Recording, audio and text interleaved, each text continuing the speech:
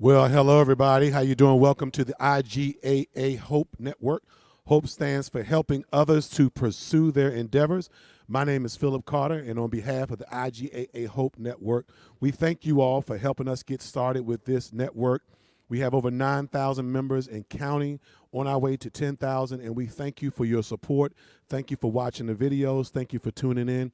Want to thank all of those who belong to the IGAA Hope Network and all that you're doing to help us to build this monumental situation where artists are coming together across the country to spread the gospel of Jesus Christ. And we are starting a series of interviews with our Hope members, with other pertinent people. There'll be other shows that'll be going on, as you've already noticed. And we are very excited tonight to have entrepreneur and educator, and he has so many other titles.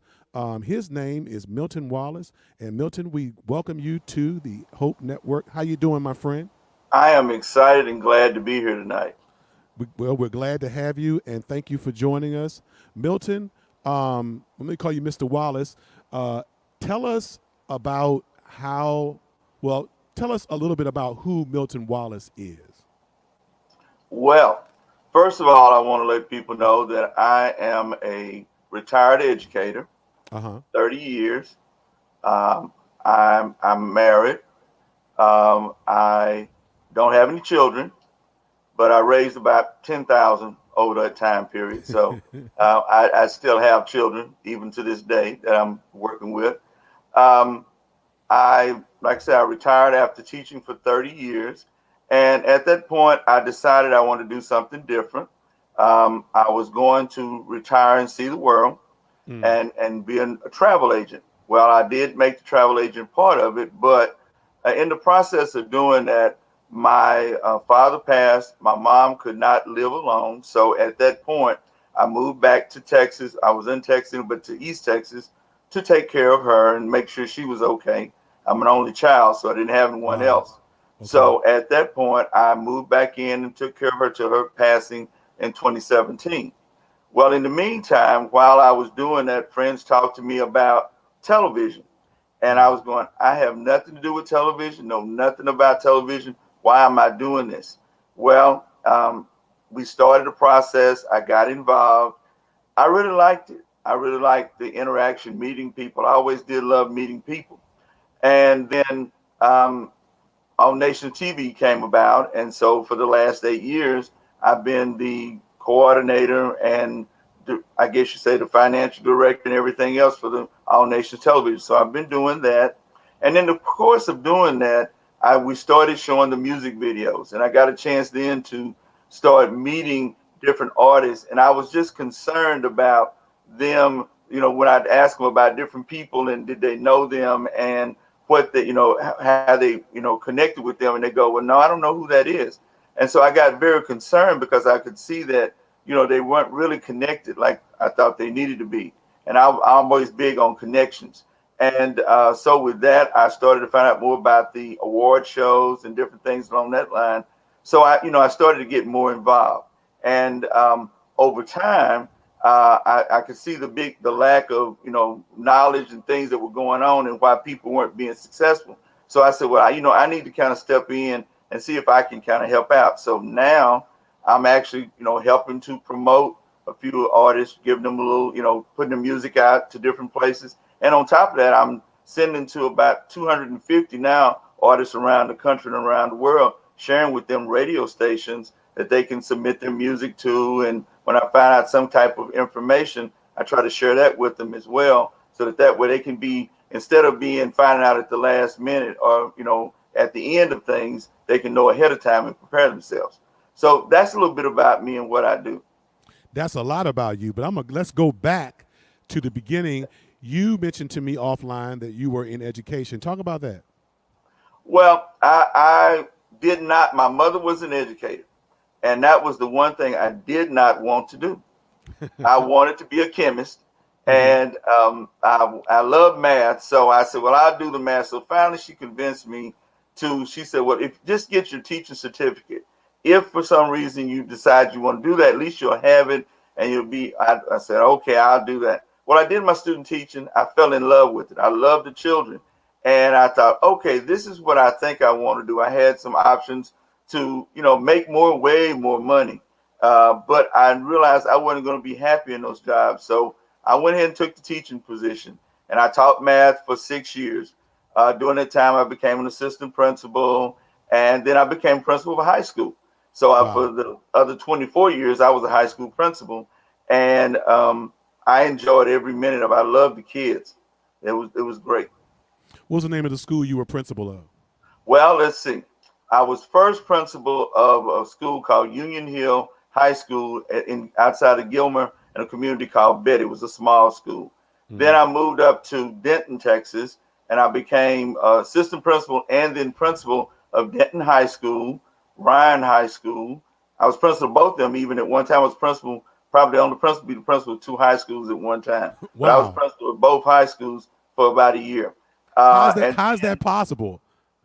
well, you just have to make it work. I mean, I worked between the two schools. We were in transition of build. We had built a new school because the community was growing.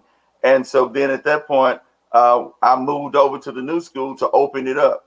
Mm. And then I was also still over the construction, overseeing of the students that were at the other school as well. Hmm. And the part about it I think that's so strange or interesting about this job is that the way I found out, I knew I was going to be principal of Denton High School, and I was Hmm. going to stay there and oversee all the construction and take care of the students there. As I was walking out the door, going on my vacation, and that's usually what happened to me. Things would happen to me as I'm leaving on that last day before my vacation starts. And as I was walking out the door, they called and said, "We need you to come to central office on your way home." I knew there was a problem. I just didn't know what. And when I got there, I was told the principal that was going to open the brand new school, he had taken another job. So instead of them going out and hiring somebody else, they were just going to move me over there and then I could take care of both of them. And I thought, oh, Wow. y'all just really love me. Then they said, go have a nice vacation. And when you come back, you'll be refreshed. Well, for 2 weeks, all I did was worry about what I had to do. So considering I'd never even been to the school, but maybe one time when Right. through the whole building process. So it was an experience, but I really loved it. The kids, they talk about how bad kids are and things Hmm. like that, but really they're not. There are some that are misguided, true enough, but I've found that over time, if I look far enough back, I can find out where the problems are and start trying to address them with the parents, because sometimes that was where it started from, or the lack of. And then you work with those kids, and if they know you generally love them and care for them, I don't care how bad they are. In the long run, over the years, they'll come back to you and say, I know I was wrong, but I've learned, especially through Facebook, I've been able to see them now, a lot of them in their, professions now, and they'll Right. remind me of things and stuff like that. So, Well, as an yeah. educator, I concur. I mean, you're exactly right.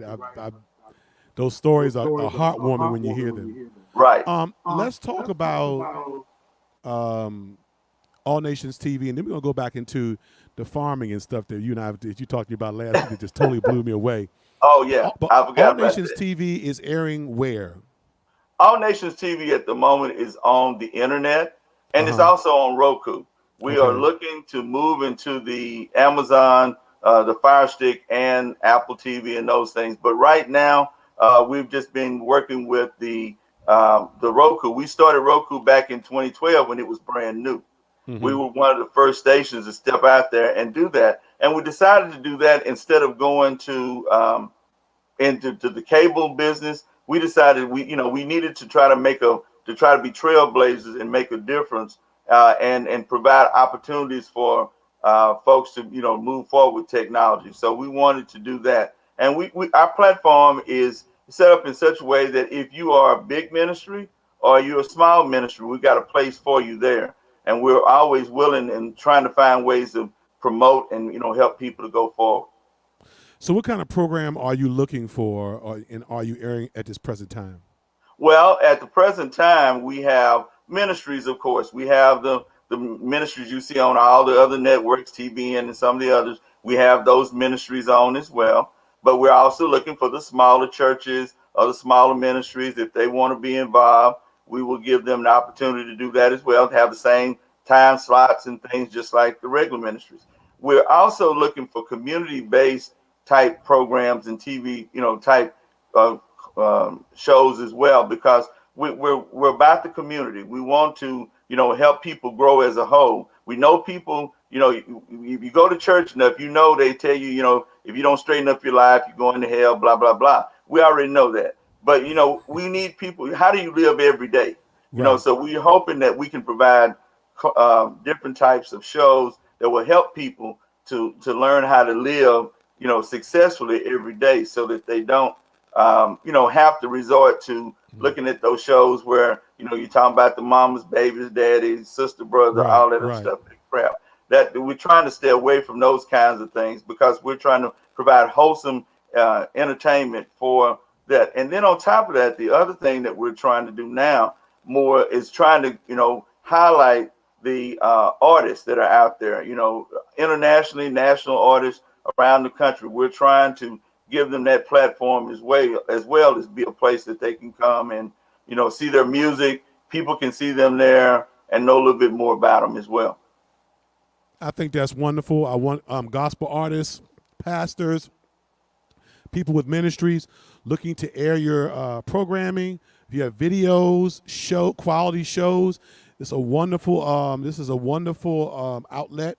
All Nations TV, Brother Milton Wallace, who's a part of the IGAA Hope Network, is ready and willing. And Roku is a formidable network out there, streaming service.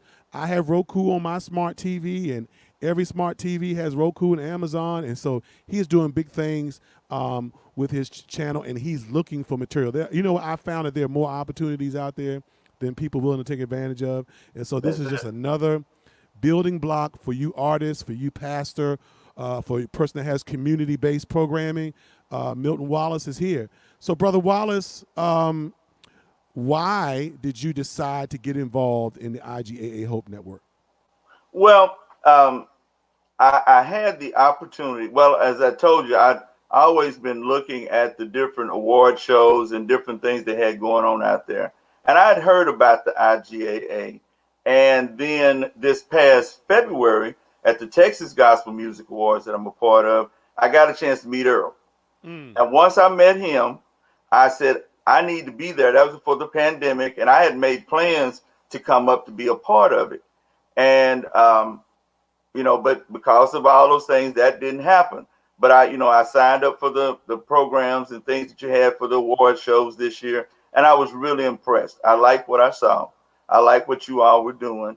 I looked at your website. I saw the great things that were going on. And that's all about who I am, the education, the promotion, the support, those kinds of things. And I thought I need to be a part of that. I need to, contribute what I can to try to help it to grow, because we need that foundation, because that's what's missing. We need the foundation to give people so they'll have some place to build from. So how can people get in contact with you, with Milton Wallace? Well, to contact me, you can contact me through email, as always, at Milton Wallace, MILTON Wallace, WALLACE, all one word, at sbcglobal.net. If you want to call me, my number is 940-368-4886, 940-368-4886. And I have my phone with me all the time, so you can, don't have to worry about that. And if you call and don't get me, I will call you back. And we will post this information to when this broadcast is over, so that people can contact you if they want to possibly air their program on your network. Or, I'm sorry, be considered to air their program on your network. Brother Wallace, last but not least, let's talk about this farming thing you got going on out there. You're multi-talented, okay? You former educator, now you're on a TV network. What's going on with the whole farming thing? Well, my father had a farm, I guess you want to call it that. I would say he played cows, but we had cattle. And my dream is that when I got to the point where I got through traveling and everything, I was going to come back home, because by that time I figured, he wouldn't be able to take care of anything, and I would just, step in and do it then. Well, like I say, he passed. And with that, it just kind of, me being an only child, it left me as the person who had to take over. A lot of people thought I was not going to be able to make it. You've been in the city, you've been, principal, you probably don't want to get your hands dirty, blah, blah, blah, all that kind of stuff. And, I told him, I said, well, my dad worked so hard to make happen what we did have. And it was no way under the sun I was just going to walk away from it. So for the last 12 years, I've I've learned how to drive a tractor. I can do a lot of things I thought I'd never be able to do one with that. I feed cows, which I was doing that growing up, had to learn how to do that. I move hay. I cut grass. That's been cut 12 and 13 acres at a time. Lord Jesus. So that's the reason why I say if I'm not available, I call back. Because like I said, sometimes I'm out there cutting and doing stuff like that, but it's all a part of it. Believe it or not, I actually enjoy that. I didn't think I would growing up. I used to hate it growing up, but now, God knows it's not so bad. Right. So that's great. So is that a business as well? Yes, it is. It really is, because you've got, you constantly buying feed, and then and with this pandemic, it changed a lot of things with that. So yeah, it's a business. Truly, it is. Whether you want it to be or not, it is business. Wow. Man, you are multi-talented, and we thank you for being a part of the IGAA Hope Network. There may be artists or persons aspiring to be artists that will watch this broadcast later. Do you have any advice for the person who is endeavoring to do ministry? Well, the big thing that, first of all, you got to put God first. I don't care what you're doing. God's got to be first in it, because without him, the rest of it is waste of time anyway. That's the first thing. And then you have to be serious about what you're doing. I mean, not to the point that you can't breathe and eat and live without it, but you've got to be serious about it from the standpoint that you want to learn as much as you can learn about your craft or your profession. You want to know what's going on. You want to connect with people that can help you to go forward. Be wise enough to be able to realize that there are some people who might have the knowledge, but they really, they want to take advantage of it. But try to seek out those people who are willing to help you and have no motives behind it, but they're trying to help you go forward, and then work with them and stick with them. And then once you accomplish or get on up the line, don't forget about them either. Amen. Amen. If you go up the ladder, you take them with you, because as you learn, then other people can learn behind you, and you keep growing, and you will grow, and the other people will grow with you. So I tell people that all the time. Don't forget where you came from. Because where you're coming from, you might have to go back there. So you might want to make sure that you have, not burned your bridges, thinking that now I have arrived. So, that's the big thing, is that, and like I say, if you work hard and you have, and be realistic about your talent as well, and be willing to listen to people as well as they're trying to, share with you the knowledge that they have. Because if you knew everything, you'd already be at the top. So since you don't, then you listen, and you weed through the information and find the things that are going to help you, and you take those things and go forward with that, and then share it with those that are around you as well. So I think if you do all those things, you can and will be successful. Amen. Last question: Who do you listen to in terms of gospel? Who's your go-to artist? Well, I have, over the last year or so, my taste in gospel music has changed a whole lot, because I'm listening to a whole lot of different music now. And I listen to all kinds, to be very honest. I can listen to any of it. And believe it or not, though, the music that I like the best at this time in my life is I've started listening to this. I guess you call it a collective of people called Maverick City. I don't know if you've heard them, out of Atlanta area, Maverick City. I really like what they're doing, is because, again, they're working together. I think that's one of the reasons why I like that. And I like the artists that are singing with them. But there's a lot of artists that I like, the ones that we call the mainstream. But I like a lot of the independent artists, because to me, some of them are as well or better than some of the ones that are supposedly have made it. So. Well, it's been a pleasure to have you on this program. It's It's a double pleasure to have you as part of the IGAA Hope Network as we all learn who we all are. We thank you for being number one, and we thank you for providing the opportunities that you provide to help independent artists. And this is Brother Milton Wallace, All Nations TV. You can catch him online. You can catch him on Roku, on the Roku channel, and he is looking for you to get in contact with him. And Brother Wallace, we thank you so much, and we look forward to a long-lasting partnership with you as we continue to grow this network. God bless you. I've enjoyed it. Thank you so much. All right. Take care, everybody. God bless you, and have a great night.